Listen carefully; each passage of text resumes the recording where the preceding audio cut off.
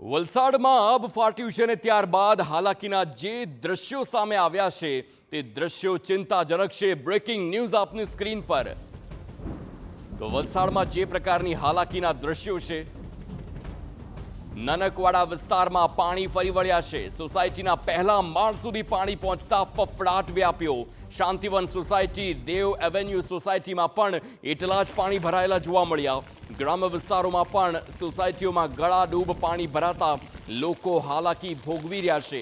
આ ભારે વરસાદને લીધે લોકો ઘરમાં જ રહેવા મજબૂર બન્યા હોય તેવી પરિસ્થિતિ છે, કારણ કે પાણી એક માળ સુધી પહોંચેલા હોય એ પ્રકારની હાલ સ્થિતિ જોવા મળી રહી છે।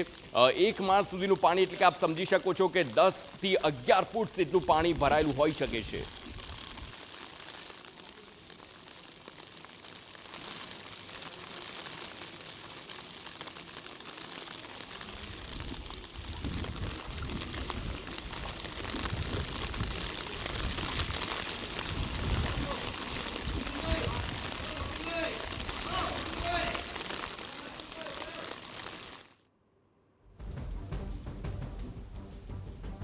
તો આ દ્રશ્યો જુઓ જે ચિંતાજનક છે, અલગ અલગ સોસાયટીઓના છે।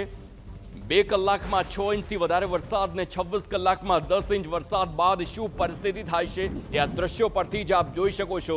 આ સોસાયટી છે, ફ્લેટ વિસ્તાર છે અને આ ફ્લેટમાં આખું પાર્કિંગ પાણીથી તરબોળ થઈ ગયું છે। લગભગ 50% જેટલું પાર્કિંગ ભરાઈ ગયું હોય અને જો આવો જ અવિરત વરસાદ વરસે તો આખું પાર્કિંગ ભરાઈ જાય તો નવાઈ નહીં તેવા મોડી રાત્રિથી અલગ અલગ વિસ્તારોની અંદર વલસાડ, ડાંગ, આહવાની અંદર સતત ભારે વરસાદ વરસી રહ્યો છે અને તેના કારણે જનજીવન છે તે ખોરવાયું છે।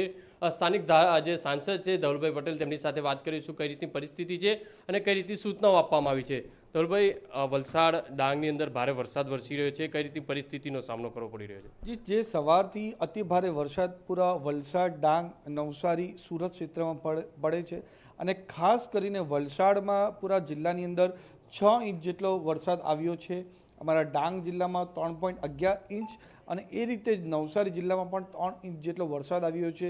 એના લીધે લોકોને હાલાકી ભોગવવું પડે એના માટે અમારું તંત્ર પહેલેથી જ સજ્જ હતું, કારણ કે હવામાન વિભાગે આના માટે આગાહી આપી હતી અને એના માટે તંત્રએ પૂરી તૈયારી કરી હતી।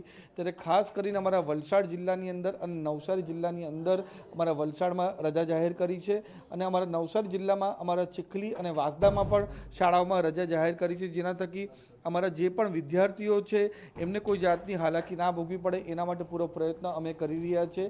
સાથે સાથે અમે પૂરા જે લો લિવિંગ એરિયા છે, જ્યાં નીચાણવાળા વિસ્તારમાં તરત જ પાણી ભરાઈ જાય એવા વિસ્તારોમાં પણ પૂરું મોનિટરિંગ કરીને અમારા કલેક્ટરશ્રી છે, અમારું પૂરું તંત્ર છે એ નજર બનાવ્યું છે અને જે તે વિસ્તારના લોકોને અમે સેફ સ્થળે ખસેડવાની પણ કામગીરી પૂરજોશમાં ચાલુ છે। અત્યારે કોઈને જે પાણી ભરાયા છે જે નીચાણવાળા વિસ્તારમાં એક માળ સુધી, ત્યાં કઈ રીતે સ્થળાંતર કરવાની કામગીરી ચાલી રહી છે? જે આ રીતના અમે દર વર્ષે જ્યારે પણ આ અતિ ભારે વરસાદ પડે અને અમારા જે નીચાણવાળા વિસ્તાર છે એમાં પહેલેથી જ અમે આ રીતનું આયોજન કરીને એમને સેફ સ્થળે ખસાડી દેવામાં આવે છે અને સેફ સ્થળે જ્યાં પણ અમે ખસાડીએ તો એમની જમવાની, રહેવાની બધી જ સુવિધા અમે રાખીએ છીએ।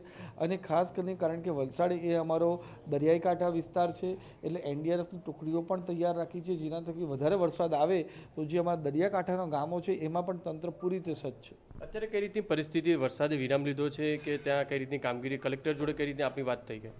હમણાં પણ વલસાડમાં વરસાદ પૂરો ચાલુ જ છે એટલે અમારું સતત અમારા કલેક્ટરશ્રી સાથે સંકલન થઈ રહ્યું છે અને કલેક્ટરશ્રી સાથે જે તે અમારા જે રસ્તાઓ છે એમાં પણ પાણી અગર ભરાઈ જાય, અમારો નેશનલ હાઈવે જાય છે ત્યાંથી સ્ટેટ હાઈવે જાય છે એની પર પણ પૂરું મોનિટરિંગ કરવાનું અમે ખાસ કરીને વાત કરી છે। અમારા મુખ્યમંત્રી ભૂપેન્દ્ર પટેલ સાહેબ અને ઉપમુખ્યમંત્રી હર્ષભાઈ સંઘવીએ પણ નજર બનાવીને અમારી સાથે અમને સૂચન આપે છે કે જે અમારું વલસાડ અને ડાંગ કહેવાય એ આપણા ગુજરાતનું ચેરાપુંજી કહેવાય, સૌથી વધારે વરસાદ પણ આ જ વિસ્તારમાં આવે છે એટલે અમારા રાજ્ય સરકાર પણ આની પર નજર બનાવીને અમારી સાથે સતત સંકલનમાં છે અને અમારા ખાસ કરીને મુખ્યમંત્રી અને ઉપમુખ્યમંત્રી હર્ષભાઈ સંઘવીએ જણાવ્યું છે કે જે પણ આપણને જરૂરિયાત પડે વલસાડ જિલ્લામાં તંત્ર દ્વારા એ બધી જ રાજ્ય સરકાર આપવા માટે કટિબદ્ધ છે। અત્યારે કોઈ જાનહાનીના મેસેજ કરી આટલી વરસાદ પડી રહ્યો છે કોઈ જગ્યાએ? શું કેવું? જાનહાનીનો કોઈ મેસેજ કોઈ? ના, હમણાં કોઈ જાનહાનીનો એવો મેસેજ નથી, કારણ કે અમારું તંત્ર પહેલેથી જ સજ્જ થઈને બધા લોકોની સેફ સ્થળે ખસેડી, છતાં અમે પૂરી રીતે મોનિટરિંગ કરી રહ્યા છીએ। જે રીતે જે સાંસદ છે ધવલ પટેલ કહી રહ્યા છે સતત કલેક્ટર અને જે ડિઝાસ્ટર મેનેજર છે તેમના સંપર્કમાં છે અને સાથે સાથે જે મુખ્યમંત્રી અને ડેપ્યુટી જે મુખ્યમંત્રી છે એટલે કહી શકાય છે તેમના સંપર્કમાં છે અને જરૂર પડે ત્યાં તમામ તંત્રની કામગીરી માટેની સૂચનાઓ પણ આપવામાં આવી છે. કેમેરામેન સંજય ચંડલ સાથે બલદુ સુથાર, TV9 સુરત.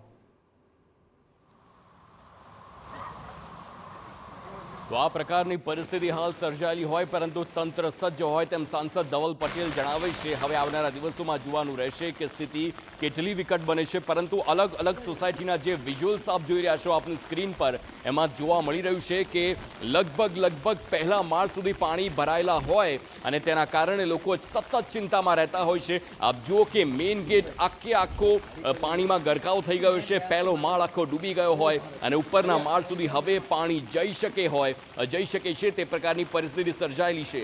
નીચાણવાળો વિસ્તાર હોવાની સ્વાભાવિક વાત છે કે પાણીનો જળભરાવ થાય તે વાત ને નકારી ન શકાય, પરંતુ ચિંતાની વાત એ છે કે જો પાણી ભરાય છે તો કેટલા સમયમાં તે ઓસરે છે તે હવે ચિંતાનો વિષય. વૃદ્ધો હોય, અલગ યુવાઓ હોય, તે પણ હાલ પોતાના ઘરમાં જ ફસાયેલા જોવા મળ્યા છે અને તેના દ્રશ્યો આ સ્ક્રીન પર જુઓ કે જ્યાં સોસાયટીનો આખો પહેલો માળ પાણીમાં ડૂબી ગયો છે અને આ પાણી બીજા માળ સુધી પણ જાય તેવી શક્યતા હાલ સેવવામાં આવી રહી છે.